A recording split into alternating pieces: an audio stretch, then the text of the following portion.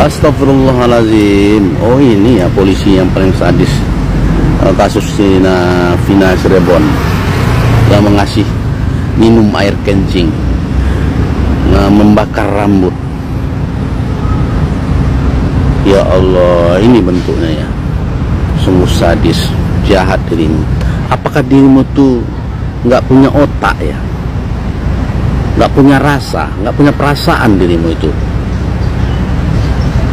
Apakah dirimu itu terbikin dari binatang sehingga kamu melakukan kayak gitu? Segitu sadisnya dirimu, mengasih minum air kencing 1 botol harus dihabiskan, memukuli, membakar rambutnya. Ya Allah ya Tuhan, terkutuklah engkau.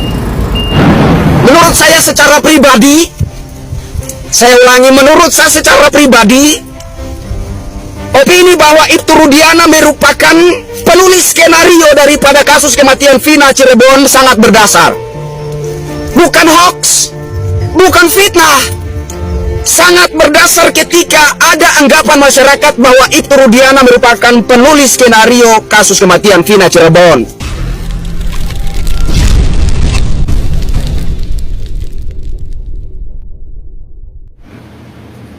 Buat polisi, oknum polisi yang sudah menganiaya Aldi dan kawan-kawan, di mana letak kemanusiaan kalian? Kalian siksa anak orang, ya. Kejadian 8 tahun yang lalu, setiap kali dia bercerita pasti dia menangis, mengingat betapa kejamnya kalian menyiksanya.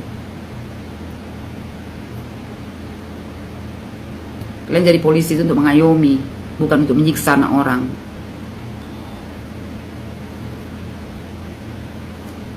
Disegani orang kalian tuh karena seragam yang kalian pakai. Nanti kalau udah pensiun, ya nggak ada lagi orang yang segan. Lagian hukum karma itu berlaku. Jangan sampai anak cucu kau besok mengalami hal yang sama seperti si Aldi itu. Kejamnya minta ampun, menganiaya anak orang. Bukan cuma menganiaya, disuruh minum air kencing. Di mana letak hati nurani?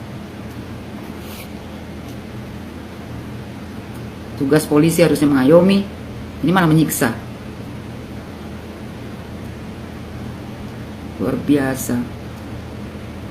Kapolri ambil tindakan tegas nih untuk orang-orang yang sudah menyiksa, ya, menyiksa si Aldi ini dan kawan-kawan. Ambil tindakan tegas Pak Kapolri. Jangan cuma dicopot, kasih pelajaran, penjarakan.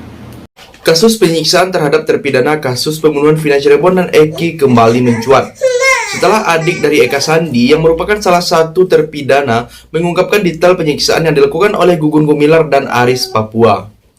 Gugun Gumilar yang berpangkat Bribka disebut-sebut sebagai yang paling sadis di antara sejumlah polisi yang terlibat dalam penyiksaan terpidana dalam kasus Vina Cirebon ini. Yang nangkap Pak Rudiana sama temannya 3 orang. Mereka naik mobil, ujar Aldi di sidang PK Saka Tatal. Aldi bahkan mengaku bahwa rambutnya dibakar oleh polisi. Penyiksaan tersebut tidak berhenti di situ. Di malam harinya saat didorong ke sel, Aldi dipukul menggunakan gembok. Penyiksaan yang dialami Aldi dan terpidana lainnya semakin parah ketika mereka dipaksa meminum air kencing oleh kepolisian tersebut. Jadi, bagaimana pendapat kalian? Silahkan tulis komentarnya di bawah. Nah, CCTV. Atau saya beri judul, apakah dalam pandangan saya Pak Rudiana melihat CCTV? Ya, walaupun ini sudah sempat ditanyakan oleh Bang Hotman Paris ya waktu konferensi pers itu, dan sangat susah mengelak. Harusnya pada waktu itu Pak Rudiana karena ada konferensi pers, ya kan, pasti banyak wartawan bertanya, tapi dia sudah menjawab, sudah mengecek ke CCTV Alfamart, CCTV perumahan Garden gitu loh, ya. Namun ada juga CCTV yang tidak mengarah langsung ke lokasi kejadian. Kalau dalam pandangan saya, nampaknya Pak Rudiana tidak melihat CCTV kejadian itu. Ya, kalau pandangan saya Pak Rudiana tidak melihat CCTV kejadian. Karena begini, ada 2 kemungkinan dalam logika saya. Seandainya ya Pak Rudiana melihat CCTV, anggaplah benar ada CCTV mengarah ke tempat kejadian, Nah, di CCTV tersebut itu ada kejadian pembunuhan dan pemerkosaan.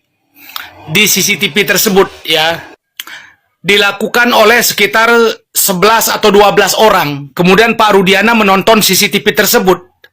Nah, pasti Pak Rudiana adalah orang pertama atau orang yang paling semangat untuk melihat CCTV. Karena yang meninggal adalah anak kandungnya. Dan kalau dilihat CCTV ada kejadian pembunuhan dan pemerkosaan dilakukan oleh jumlah yang banyak seperti itu, 12 atau 11 orang, pasti mudah menemukan pelakunya. Karena banyak jumlah pelakunya. Satu didapat, dua didapat, sisanya pasti gampang. Ya, jadi logikanya kalau Pak Rudiana mau naik jabatan, maka dia tinggal menangkap para pelaku aslinya. Bukan kuli bangunan. Jadi dia dapat dua keuntungan menangkap pelaku aslinya. Yang pertama, membalaskan dendam anaknya. Yang kedua, naik jabatan. Selanjutnya, ayah almarhum Eki yaitu Ibtu Rudiana mengatakan bahwa rekaman CCTV hanya menyoroti perumahan Garden dan jalan raya bukan di flyover Talun, tempat kejadian perkara. Menurut Tony RM, pernyataan Ibtu Rudiana tersebut harus dipertanggungjawabkan kepada Mabes Polri untuk memeriksa kebenaran soal CCTV-nya. Tony mengatakan dalam keputusan pengadilan, Ibtu Rudiana dibantu dua anggota polisi, Dodi Irwanto dan Gugun Gumilar mengamankan CCTV di tempat kejadian perkaranya. Dia menegaskan bahwa Ibtu Rudiana telah mengakui bahwa mengetahui letak CCTV kasus tersebut. Menurutnya, dalam putusan pengadilan terungkap bahwa CCTV tersebut diamankan tanpa dibuka isinya. Jadi, bagaimana pendapat kalian? Silahkan tulis komentarnya di bawah. Saya minta putus sama keluarga pelakunya itu ketika saya izin setit. Mohon maaf ya, izin setit. Kamu takut sama keluarga pelaku. Ngapain kalau kamu benar takut?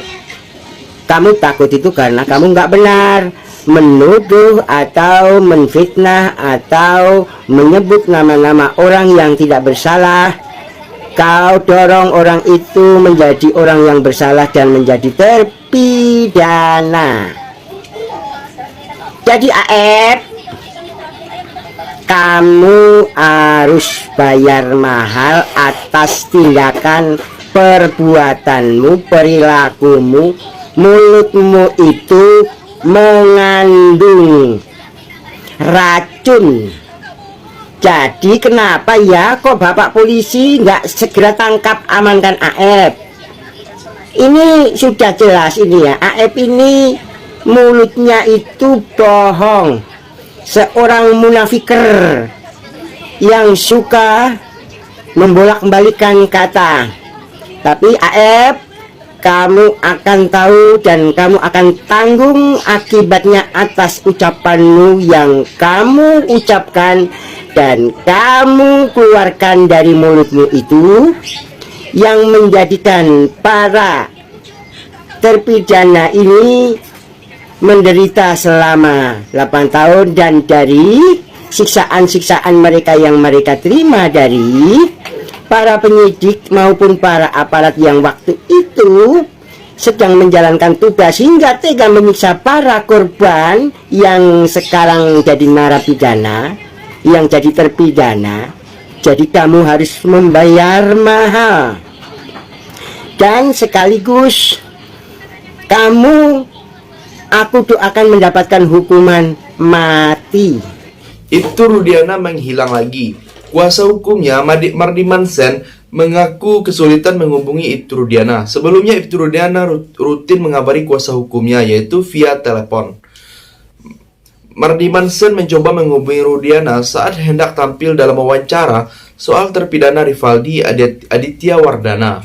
Namun menurutnya Ibtu Rudiana tak kunjung merespon dirinya. Saat saya diundang dalam wawancara soal Rivaldi, saya mau mengkonfirmasi ke Pak Rudiana, tapi mungkin beliau lagi sibuk katanya, sehingga dirinya tidak bisa memberikan penjelasan lebih mengenai Rivaldi. Bahkan Mardiman Sen mengaku kuasa hukum Ibtu Rudiana baru tahu kalau Rivaldi ditahan atas kasus lain. Menurutnya, Ibtu Rudiana juga tidak bisa menjawab hal itu karena Rivaldi bisa saja merupakan pengembangan penyidik. Jadi, sampai di sini bagaimana pendapat kalian? Silahkan tulis komentarnya di bawah. Saya dari channel YouTube Segura TV, pamit, sampai jumpa.